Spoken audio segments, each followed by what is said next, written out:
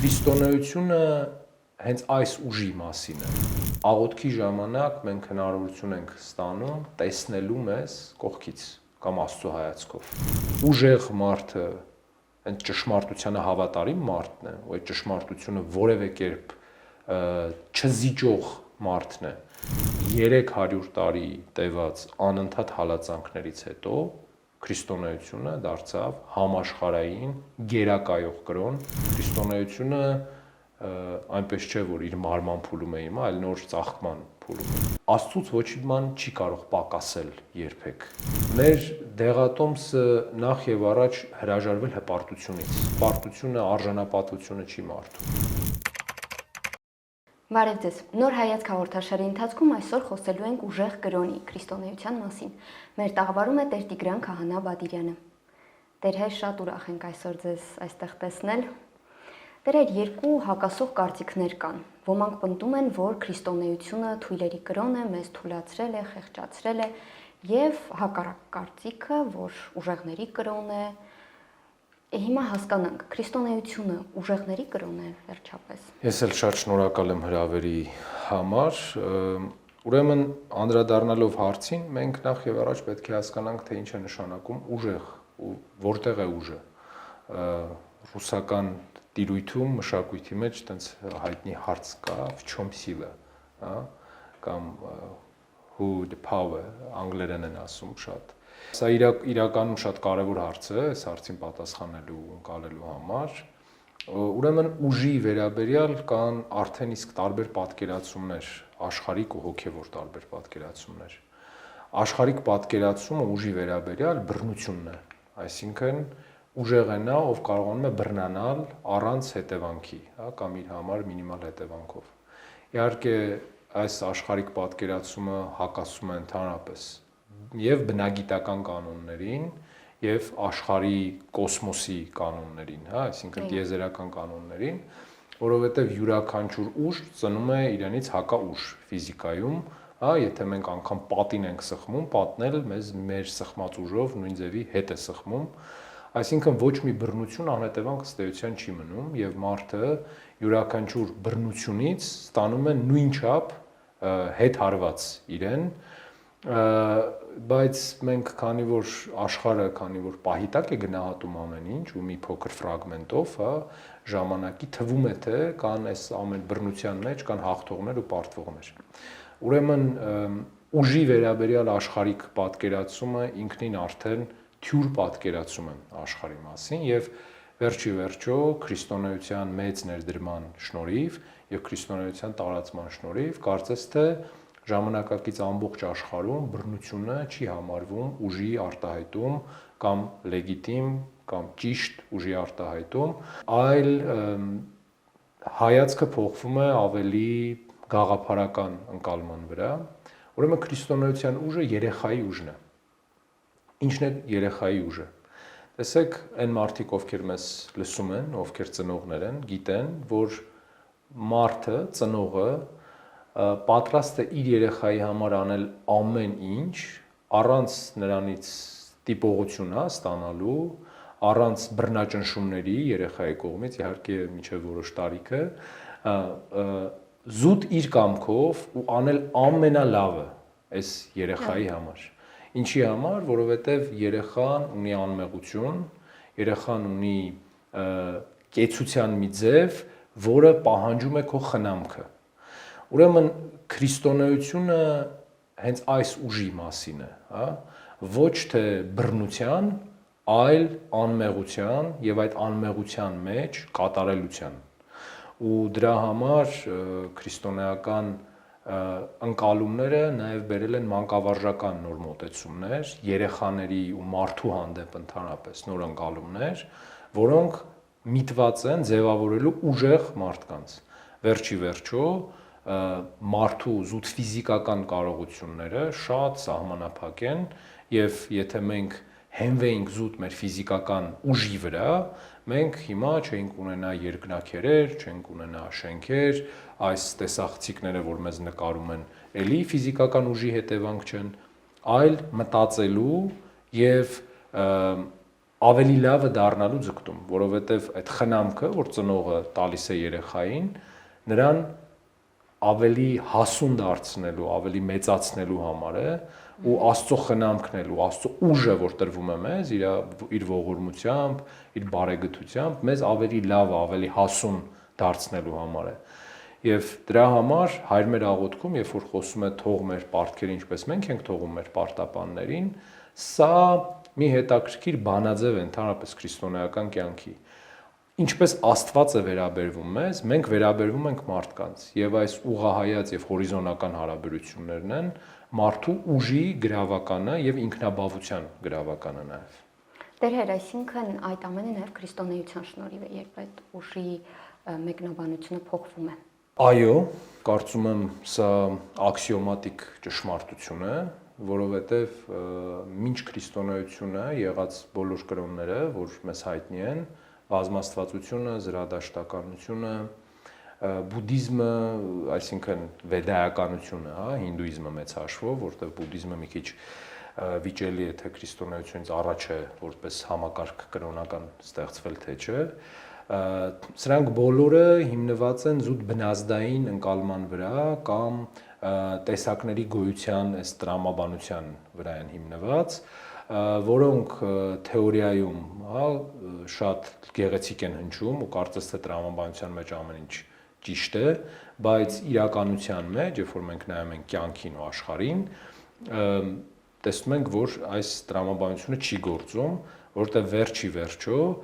տեսեք, մարդու բնության ուժի ընկալման մասին ենք նաև խոսում, այսինքն թե մարդը ինչպես է ընկալել ուժը իր ամբողջ պատմության ընթացքում։ Մեր զրույցներից մեկի ընթացքում ես ասեցի եւ հիմա էլ պիտի հենվեմ այդ գաղափարի վրա, որ թե ինչպիսին լինի մարդկությունը, որոշում են կանայք, որովհետեւ իրանք են որոշում, թե ինչ տղամարդկանց ընտրել եւ ինչ տղամարդկանց գեներ, հա, գեներին հնարավորություն տալ շարունակվելու, վերարտադրվելու։ Պատմության ընթացքում ամեն մի դարաշրջան անցնելով մենք ունենում ենք ավելի քիչ ագրեսիայով տղամարդիկ եւ ավելի ինտելեկտուալ տղամարդիկ, որոնք ավելի շատ սերունդ թողնելու հնարավորություն են ունենում, եւ սա նշանակում է, որ ուժի ընկալումը գոնե կանանց մոտ, այսինքն մարդկության մեծամասնության մոտ, որտեղ կանայք 60 եւ ավելի տոկոս են, աշխարհում ֆիզիկական ուժի մեջ չի, այլ հոգատարության, որովհետև կանայք նաև ընտրում են այնպիսի տղամարդիկ, ովքեր երեխաներին պիտի հոգատարեն ու պատրաստ են կիսելու նաև իրենց հոգսը, եւ ինտելեկտի, որպիսի տղամարդիկ կարողանան օրավուր հացը վաստակել ոչ ֆիզիկական եղանակով, այլ ավելի ինտելեկտուալ եւ մեր աշխարհիկ հասարակական ընկալման մեջ էլ հաջողակ են համարվում այն մարդիկ ոչ թե որ ֆիզիկական իրենց ուժով, հա, չգիտեմ, բեռնակրությամբ եւ այլն, իրենց օրավուր հացն են վաստակում, այլ այն մարդիկ, ովքեր ինտելեկտուալ աշխատանք են անում եւ իրենց մտավոր աշխատանքը բերում է նաեւ իրենց կենցաղային բարեկեցություն ու բավարարվածություն։ Դեր եթե փորձենք ամփոփ կերպով կարճ ասել, ով է ուժեղ մարդը ըստ քրիստոնեության։ Ուժեղ մարդը ինքնաբավ մարդն է, ով չի կառուցում իր կյանքը այլոց կարծիքների ու այլոց ճշմարտության վրա, այլ Տիրոջ խոսքի հենքով։ Որովհետև գիտեք, ճշմարտությունները առաջարկվող շատ են մարդկանց, մանավանդ ժամանակակից աշխարհում։ Վերջի վերջո, եթե մենք մի պահ դուրս գանք մարքեթինգային լեզվից եւ գանք աստվածաբանության դաշտ, յուրաքանչյուր գովազդ սա ճշմարտության առաջարկ է։ Եվ բոլոր քաղաքական գործիչները, բոլոր կրոնական հոգևոր ուղղությունները, բոլոր անգամ ապրանքները, որ գովազդվում են եւ խոսում է դրանց մասին կամ PR է, հա, արվում, սրանք վերջի վերջո ճշմարտության առաջարկներ են։ Ու մենք ընտրում ենք այդ ճշմարտություններից մեկը։ Եվ ճշմարտությունն է կամ ճշմարտության մեր ընկալումն է, որ ձևավորում է մեր եսը, ձևավորում է մեր ապագան եւ ձևավորում է մեր ներկան, այսինքն մեր հարաբերությունները մարդկանց հետ, թե ինչպես ենք մենք շփվում, ինչ սկզբունքներ ունենք մենք մեր շփումների մեջ, ինչ ենք պատրաստ զոհել, ինչ պատրաստ չենք զոհել, Եվ այս ընկալման մեջ է, որ Աստծո ճանաչողությունը ու Աստծո խոսքի կենարար ապրումը աղոթական կյանքում մեզ դարձնում է ուժեղ, որովհետև մենք հասկանում ենք, որ միշտ մենք պետք է անենք ընտրություն։ Եվ այդ ընտրությունը շատ քիչ դեպքերում է, որ հեշտ է լինում։ Միշտ մենք ընտրում ենք ըստ մեզ վատի եւ վատագույնի միջև։ Եվ վատի ու վատագույնի մեջ ընտրելու ժամանակ շատ կարևոր է այն հստակ ճշմարտությունը, որ մենք ունենք, դրա ընկալումը եւ հավատքը, որ մենք ունենք, որը նաեւ դարձնում է մեզ ուժեղ։ Դեր այս մասին կուզեի մի փոքր ավելի շատ խոսել։ Աղոթական կյանքը ինչպես է մեզ ուժեղացնում, այդ հավատն է, որ մեզ ուժ է տալիս։ Աղոթական կյանքը ունի երկու կողմ, խորհրդաբանական կողմը, միստիկ կամ կողմը, երբ որ մենք Աստծո հետ միաձուլվում ենք ու մեկ ենք դառնում մեր աղոթքի միջոցով, եւ երկրորդ աղոթքի ժամանակ մենք հնարավորություն ենք ստանում տեսնելու մեզ կողքից կամ Աստծո հայացքով, որովհետեւ երբ որ դու քո աղոթքի ժամանակ պատմում ես Աստծուն, թե դու ով ես, ինչ ես արել, ասեք նույն Սաղմոսներում Դավիթ թագավորը միշտ խոսում է իր մասին, հա, ասում է անօրենությամբ հղացավ եւ մեղս ծնավ զիս մայրին, հա, անօրենությամբ հղիացավ եւ մեղքերի մեջ ծնեց իմ մայրը։ Բայց ես տնանք ու անտուն եմ, օգնիր ինձ։ Այսինքն աղոթքի ժամանակ Սուրբ Գրքի կողմից առաջարկված մեզ աղոթքների ժամանակ, Սաղմոսների եւ այլն կամ մեր Տեր Հիսուս Քրիստոսի, հա, մեզ սովորեցրած տերունական աղոթքի եւ եթե տեսնում եք Քրիստոսի հենց աղոթքը Գեթսեմանի պարտեզում, երբ որ ասում է Հայր, հեռացրու ինձ այս բաժակը, բայց ոչ թե իմ, այլ քո կամքը թող լինի եւ այլն։ Սա սովորեցնում է մեզ նայել մեզ Աստծո հայացքով, նայել մեզ վերևից, նայել մեզ երկնքից ներքև եւ սա թույլ է տալիս մեզ սթափվելու եւ հասկանալու թե արդյոք մենք մեր ճանապարհը դեպի երկինք է գնում, թե դեպի ներքև։ Ու քանի որ ուժեղ մարդը այն ճշմարտությանը հավատարիմ մարդն է, ու այդ ճշմարտությունը որևէ կերպ չզիջող մարդն է, եւ Պետրոս Առաքյալն էլ դրա համար ասում է վկայեք ձեր հավատքի մասին, այսինքն հստակ է, որ մենք պետք է մեր ճշմարտությանը հարազատ մնանք։ Եվ նաեւ, ասեք, ինչի համար էին քրիստոնյաները նահատակվում, հա, առաջի դարում եւ հիմա էլ շատ քրիստոնյաներ իրենց հավատքի համար ինչի են նահատակվում, որովհետեւ այս ճշմարտությունը, այդ ուժը ավելի վեր է, քան մնացած ամեն ինչ։ Եվ տեսեք, փաստացի, մենք պատմության մեջ ենք դա տեսնում, 300 տարի տևած անընդհատ հալածանքներից հետո քրիստոնեությունը դարձավ համաշխարհային գերակայող կրոն եւ այդպիսին է արդեն 1700 տարի։ Եվ եթե սա ուժի հստակ ապացույց չէ, աքսիոմատիկ է, հստակ ապացույց չէ, ես չգիտեմ ինչն է ուժի ապացույց,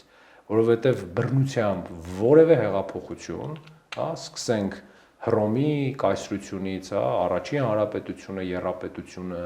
կայսրությունը, որ ստեղծվեց Օգոստոս կայսեր օրոք ժամանակ,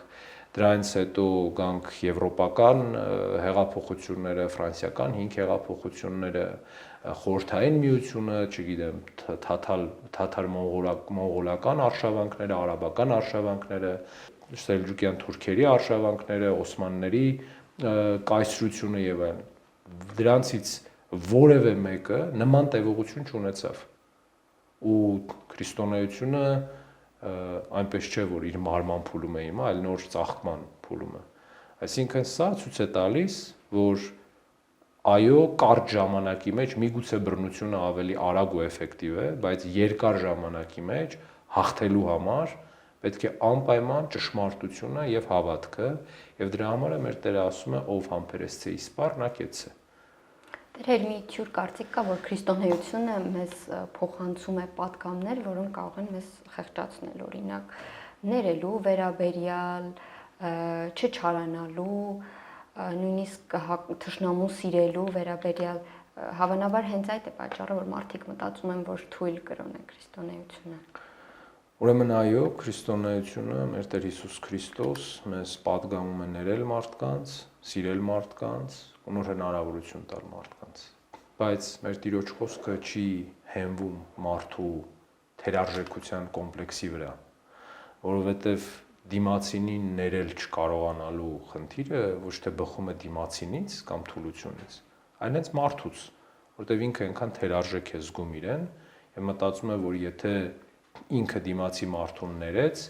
ինքը այլևս որևէ արժեք ու արժանիք չունի։ Եվ այս ընկալումն է, որ մարդուն թույլ չի տալիս, որ դիմացինին ների, որտեղ շատ քիչ մարդիկ են, որ ընկալում են Տիրոջ խոսքը, որ դուք Աստծո պես եք ու Աստծո պատկերն ու նմանություն ունեք։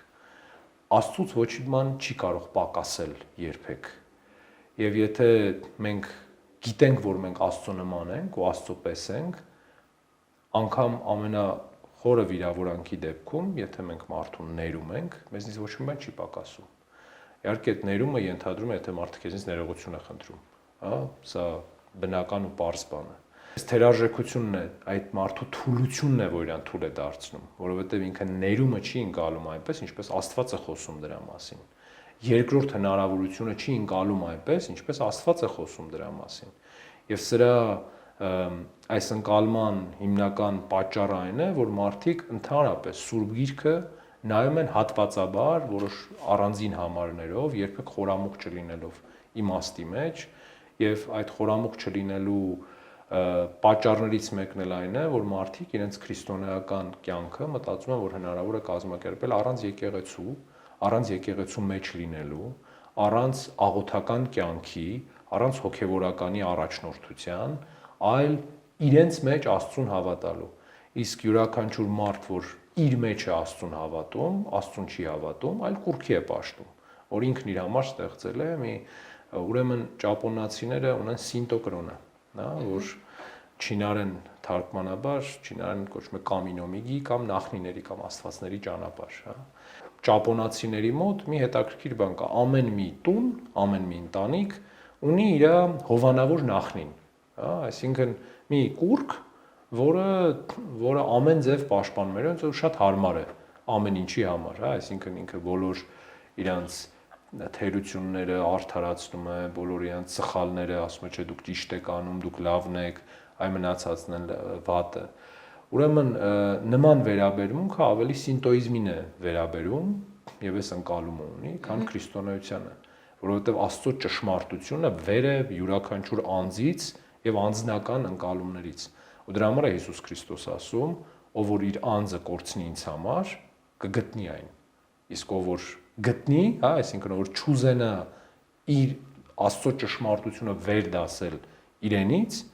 ինքը կորցնի իր անձը, որովհետև եթե դու Աստծո ճշմարտությունը վեր չես դասում քեզնից, դու սկսում ես անընդհատ մի գովազդից մեկին հավատալ,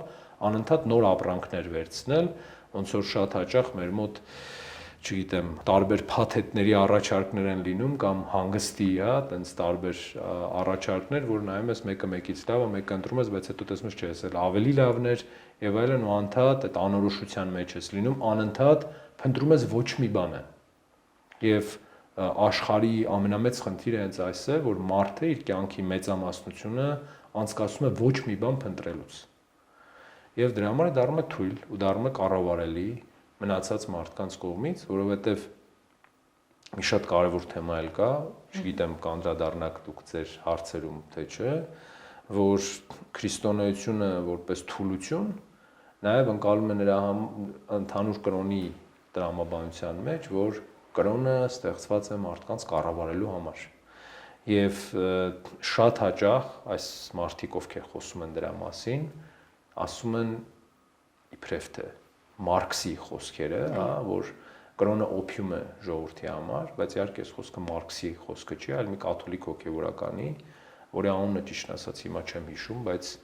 Մարքսից շատ առաջ են ասել եւ ասել է դա այն ժամանակ, երբ որ ցավազրկող դեղեր չկային եւ օփյումներ օգտագործվում, որպեսզի մարդը կարողանա ինչ որ կերպ տանելի դարձնել իր ցավը, ինչ որ ձև չմահանալ այդ ցավից եւ այո, կրոնը օփյում է, բայց օփյում է ոչ թե մարդկանց ուշադրությունը շեղելու, այլ աշխարհի այս մեծ ցավը մխիթարելու եւ մեղմելու համար։ Եվ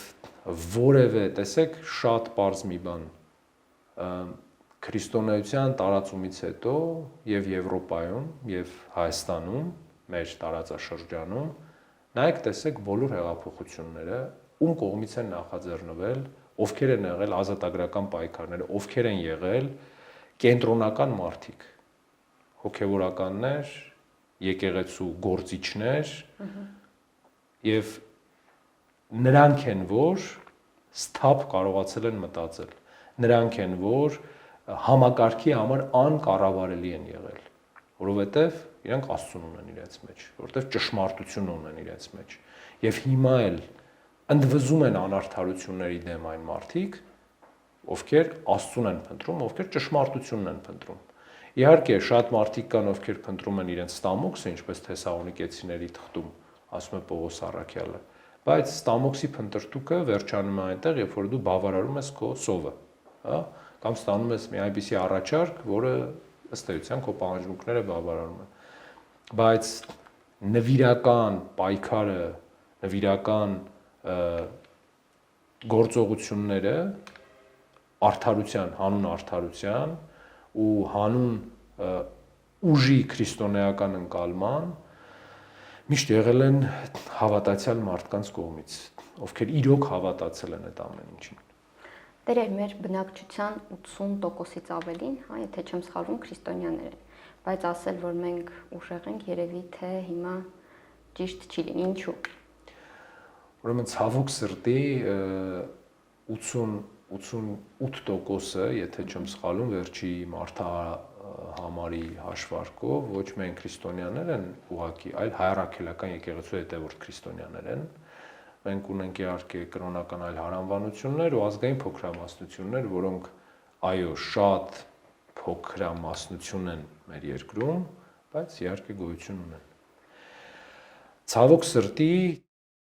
այս պատկերը մենք ունենք, որովհետև մեր այն մարդիկ, ովքեր իրենց համարում են հայրաքելական եկեղեցու հետևորդ, ովքեր իրենց համարում են մեր Տեր Հիսուս Քրիստոսի մարմնի մի մասը, չգիտեն դրա մասին, որ իրանք Տեր Հիսուս Քրիստոսի մարմնի մի մասն են։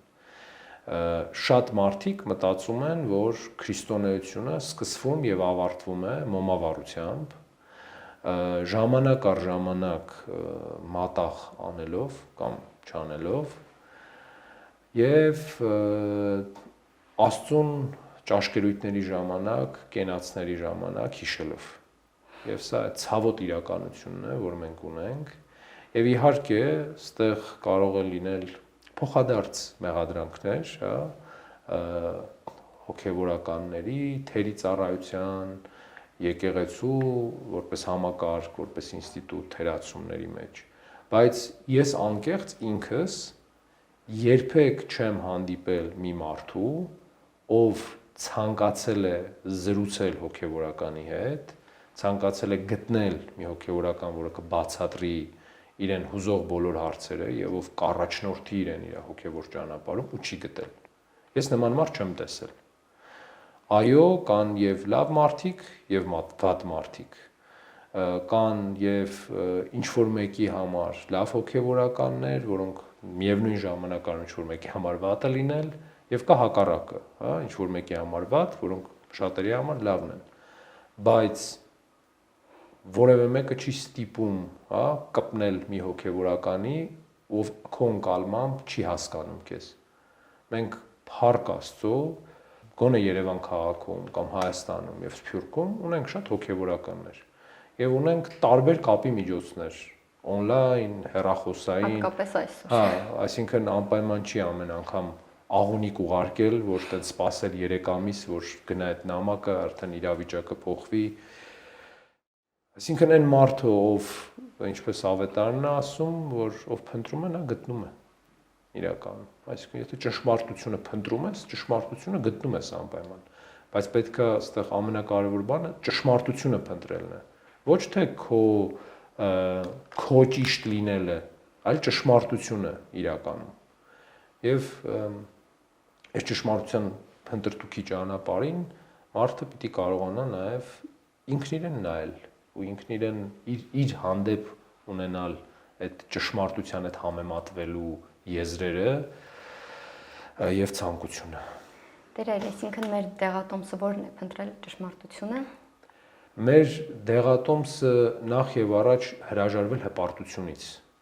որովհետեւ մեզ թույլ չի տալիս ճշմարտությունը տեսնել եւ մեր խնդիրները տեսնել, մեր հպարտությունը, որ անկեղծ ասած իմ համար այդքան էլ պարզ չի, թե որտեղից է այդքան շատ հպարտություն, այսքան կորուստներ ունեցող ժողովրդի մոտ եւ այսքան 8000 տարվա պատմություն ունեցող, հա, ժողովրդի մոտ, որ ըստ էության 8000 տարին պիտի բավարար լիներ, որpիսի մենք հասկանանք, որ հպարտությունը միայն եւ միայն խանգարում է մեզ եւ երբ որ լսենք այդ բառը եւ կոչը հպարտ լինելու, մենք պիտի ուղղակի խուսափենք այդ դրանից, որովհետեւ մեր բոլոր կորուստների հիմքում միշտ հպարտությունն է եւ հիմա էլ մեր բարձանքի բովանդակության մեջ հիմնականում թափթփվածությունն ու անգործությունն է, որը հակասում է ուղիղ քրիստոնեական խոսքին, որ ինչ որ արեցիր, ասա, որ ծառայեմ, արեցի այն ինչ պետք է անեի։ Այսինքն Քրիստոս անգամ խոսքի մակարդակով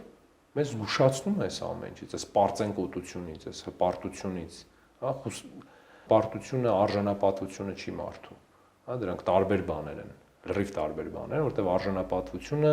դա Աստծո պատկերն ու նմանությունը քո մեջ պահելու հարցն է, այսինքն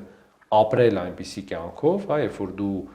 չես խնամում քո առողջությունը, կեղտոտես քեզ սպանում եւ այլն, դու նաեւ չես խնամում Աստծո պատկերն ու նմանությունը, խոսքը սրա մասին չէ, կամ երբ որ դու թույլ ես տալի, որ ուզածդ մարդը քո հետ, չգիտեմ, վատ խոսի կամ վատ վարմունք ունենա եւ պահում ես քո արժանապատվությունը, սա նաեւ Աստծո պատկերն ու նմանությունը հարգելու խնդիր ունի իր մեջ, հա, եւ պաշտպանելու այս քո ընկալումները մարդու նկատմամբ եւ կարող է բխել միայն այն դեպքում, որ դու ես հարգում ու պաշտպանում այդ ամեն ինչը։ Այսինքն, եթե դու ուզում ես, որ քո հանդեպ հարգալից լինեն, բնականաբար պիտի դու նաեւ հարգալից լինես ուրիշների նկատմամբ։ Իսկ հպարտությունը սա դատարկախոսությունն է, հա, այսինքն որ անընդհատ պարծենում են բաների համար, որ չեն եղել, չկան, բաների համար, որից իրենք տեղյակ չեն ընդհանրապես եւ չեն էլ ուզում ուսումնասիրել կոնը այդ։ Չէ՞ որ մեր ներկա դարաշրջանում շատ քիչ տեղեկություն կա, որ հնարավոր չի գտնել ու շատ հեշտ գտնել։ Հա, ընդհանրապես պետք է գրել, թե ինչ ես ուզում դու, եւ այդ ամեն ինչը գտնում ես։ Այսինքն, բայց առանց մի րոպե ծախսելու ուսումնասիրության վրա, երբ որ մենք հպարտությամբ փորձում ենք ցույց տալ, թե ինչի ասա այսպես, եւ դրա համար մենք հայտնվում ենք անընդհատ քաոսի մեջ եւ չունենք ոչ օրակարգ, հա, թե ուր ենք մենք գնում, չունենք ոչ նպատակներ, ոչ էլ գործողությունների հերթականություն, այլ անընդհատ քաոտիկ, sense հոսքին ենք գնում ենք գետի, իսկ բոլոր գետերը վերջի ջրվեժով թափվում են օվկիանոսը, այսինքն միաձուլվում են, ել չեն լինում որպես այդպիսին, առանձին։ Եվ եթե մենք վերջ չտանք մեր հպարտությանը եւ վերջ չտանք գիտակցումով գոնե մեր քրիստոնյաների, գոնե այն մարդկանց, ովքեր կիրակի օրերը եկեղեցի են գալի, որտեղ քիչ չեն այդ մարդիկ, պատարակներին մասնակցում են, եթե մենք վերջ չտանք դրան, այո, մենք մեր ուժը փոխելու ենք թուլության հետ։ Աստծո ուժը մենք փոխելու ենք աշխարհի հպարտության հետ։ Տեր, համբերատարություն, սիրելու կարողություն, ներելու կարողություն, քրիստոնեությունը ինչ հատկանիշներ է մարդուն տալիս, որը նրան բնորոշում է որպես ուժեղ մարդ։ Առաջինը ուսումնասիրելու կարողություն, որևէ հարցին տարբեր տեսանկյուններից նայելու եւ դիտարկելու կարողություն եւ ազատության ճշմարիտ ընկալում։ Սա այն ամենակարևոր բաներն են, որոնց միջոցով մարդը կարողանում է սիրել, ներել, համբերատար լինել եւ առանց որի մարդը ուղղակի ֆիկտիվ գործողություններ է անում, որովհետեւ եթե դու չունես բանաձև, թե ինչ է նշանակում ներում, չունես բանաձև, թե ինչ է նշանակում համբերատարություն ու սեր, դու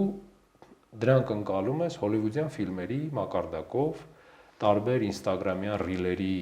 ընկալումների մեջ, հա,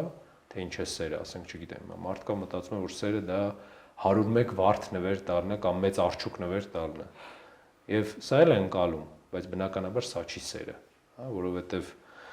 չգիտեմ, ինչ որ X չափի գումար ծախսելով դու չես դառնում սիրող ավելի։ Եվ դրա համար մարդը պետք է կարողանա վերլուծել։ Ու դրա համար մեր Տեր Հիսուս Քրիստոս անգամ իր խոսքի հետ կապված, տեսեք, իր մեծ հեղինակությամբ, աստվածային հեղինակությամբ, ասված խոսքի վերաբերյալ, ասում է քննեք գրքերը եւ կտեսնեք։ Եվ քրիստոնեությունը երբեք մարդուն չի առաջարկում առանց տրամաբանության, առանց ընկալման ինչ որ մի բանի գնալ, բայց ցավոք սրտի մարդու ամբողջային հոգեբանությունը կառուցված է այնպես, որ կոչերն ու լոզունգները ավելի շատ մարդկանց վրա են ազդում եւ կարողանում են կառավարել մասաներին, հա, զանգվածները մարդկային, քան թե տրամաբանված խոսքը։ Տրամաբանված խոսքը, ողջախոհ խոսքը միշտ մնում է բարձր գոչերի ու ճիչերի ստվերում եւ դրա համար էլ մենք ինչպես